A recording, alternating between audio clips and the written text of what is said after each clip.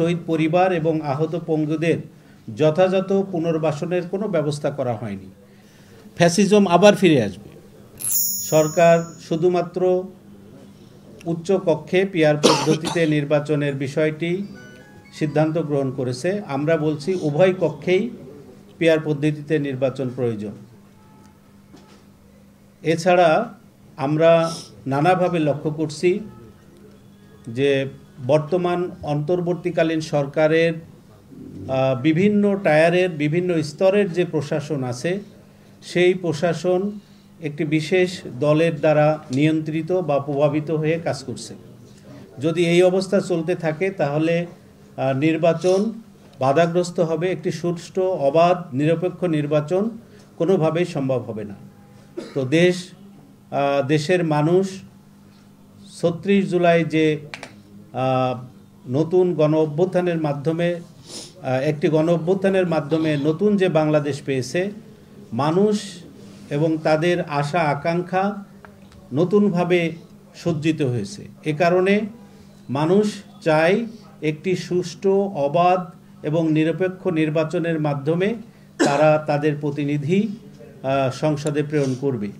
কিন্তু যদি নির্বাচনের লেভেল প্লেইং ফিল্ড না থাকে তাহলে সেইটা আসলে যেভাবে নির্বাচন হয়েছে 2014, 2018 এবং 2024-এ একই ধরনের একটি নির্বাচন অনুষ্ঠিত হবে।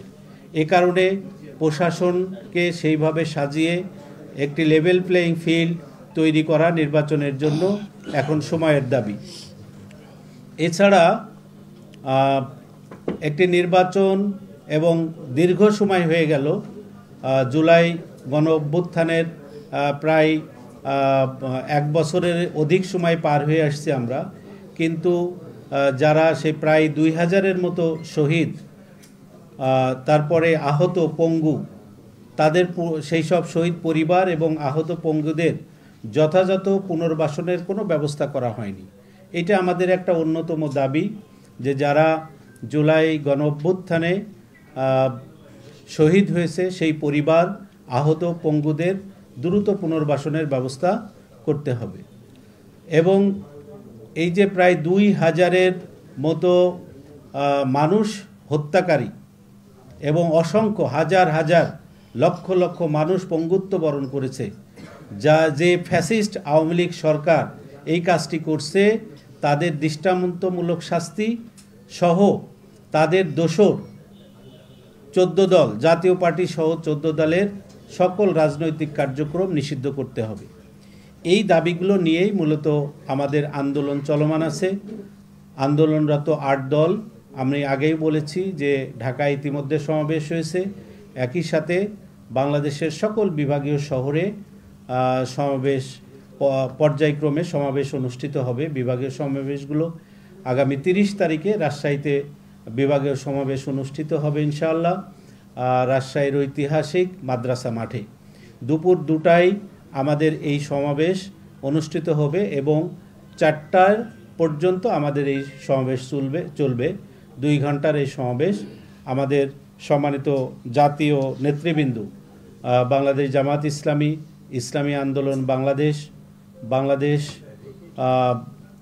খেলাফত মজলিস, নেজামে ইসলাম পার্টি, এরপরে বাংলাদেশ খেলাফত আন্দোলন, বাংলাদেশ ডেভেলপমেন্ট পার্টি, জাতীয় গণতান্ত্রিক পার্টি, এই 8 দলের শীর্ষ নেতৃবৃন্দ সেদিন এখানে সমাবেশে গুরুত্বপূর্ণ এবং দিক নির্দেশনামূলক আগামীর একটি সুন্দর, সুষ্ঠু এবং একটি সুখকর বাংলাদেশ, একটা বসবাসযোগ্য বাংলাদেশ গড়ার ক্ষেত্রে তাদের গুরুত্বপূর্ণ দিক নির্দেশনামূলক বক্তব্য সেদিন নেতৃবৃন্দ এখানে রাখবেন।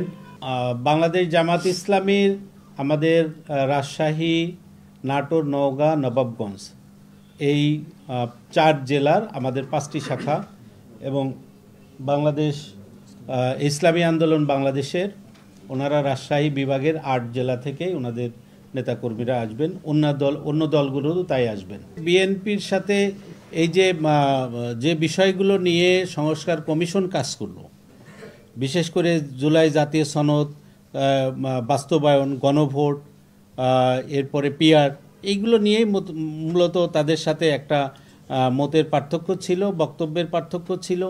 এখানে কিছু হয়তো যেমন পিআর তারা চেয়েছেন, তারা প্রথমে তো পিআর বুঝেনি নাই, পরে উচ্চ কক্ষে পিআর তারা সম্মত হয়েছে এবং উচ্চ কক্ষে পিআর ইতিমধ্যে সরকারও সিদ্ধান্ত গ্রহণ করেছে। জুলাই জাতীয় সনদের ব্যাপারে তারা নানাবিধ কথাবার্তা বলেছেন, কিন্তু জুলাই জাতীয় সনদ যদি বাস্তবায়ন না হয়, সেটা স্বীকৃতি না পায়, আইনগত ভিত্তি না পায়, তাহলে তো আসলে এই যে বর্তমান অন্তর্বর্তীকালীন সরকার, জুলাই জাতীয় মানে গণ অভ্যুত্থান এবং বলা এইগুলোর কোনো মূল্য থাকে না এবং এক সময় দেখা যাবে যে এ কারণেই বড় বিপদের সম্ভাবনা হবে। এরপরে এইটা এত লোকের রক্ত দেওয়া সেটা বৃথা হয়ে যাবে, ফ্যাসিজম আবার ফিরে আসবে। এখনো পর্যন্ত এই আসন ভাগাভাগির বিষয়ে আমার মনে হয় যে আন্দোলন চলমান আছে, আসন সময় হলেই আসন ভাগাভাগির বিষয়টি সামনে আসবে ইনশাআল্লাহ। আমরা ক্ষমতার উৎস জনগণ বলি না, অন্য কোনো দল বলতে পারে। আমরা ক্ষমতার উৎস মহান রাব্বুল আলামিনকেই বুঝি। আর পিআর সহ জাতীয় সনদের বিষয়ে আমরা বেশ আগ থেকে, আগস্ট মাস থেকে আন্দোলন করে আসছি এবং আমরা জনগণকে এই বিষয়ে অ্যাওয়ার করার জন্য, জনগণকে এটার সাথে সম্পৃক্ত করার জন্য আমরা বিভিন্ন কর্মসূচি, আপনারা দেখেছেন যে আমরা বিভিন্ন সভা করেছি, সমাবেশ করেছি, মিছিল করেছি, লিফলেট, একদম গ্রামগঞ্জ পর্যন্ত আমরা লিফলেট বিতরণ করেছি, বুকলেট বিতরণ করেছি। এর অনেক কপি আপনাদের কাছেও পৌঁছেছে এবং আমরা এটা নিয়ে গণসংযোগ করেছি। আমাদের কর্মসূচি চলমান আছে। এখন যে বিভাগীয় সমাবেশ, এগুলোও জনগণকে জনগণের অ্যাওয়ারনেসের জন্যই আমাদের নেওয়া। আসলে নির্বাচন যে বিষয়ের উপরে আমরা বলছি যে যদি দ্বিকক্ষ বিশিষ্ট সংসদ হয়, তো সেটা তো আগে সিদ্ধান্ত হতে হবে, এই জন্য যে সিদ্ধান্ত যদি একই দিনে নির্বাচন হয়, তাহলে তো মানে ওই গণভোট নেওয়া আর না নেওয়া সমান। সিদ্ধান্ত তো আগে হতে হবে না। এটা তো আন্দোলনের জন্য জোট আমরা বলি নাই, আমরা বলেছি আন্দোলনরত 8 দল, আমরা 8 দলীয় জোট বলি নাই। এটা নির্বাচনের জন্য গঠিত হয় নাই, আন্দোলনের জন্য গঠিত হয়েছে। নির্বাচন যদি করে তো এটা পরবর্তীতে হয়তো আমাদের কেন্দ্র নেতৃবৃন্দ 8 দলেরই, ওনারা যদি মনে করেন যে একসাথে নির্বাচন করব, তাহলে হতে পারে। এখন এটা আন্দোলনের জন্য।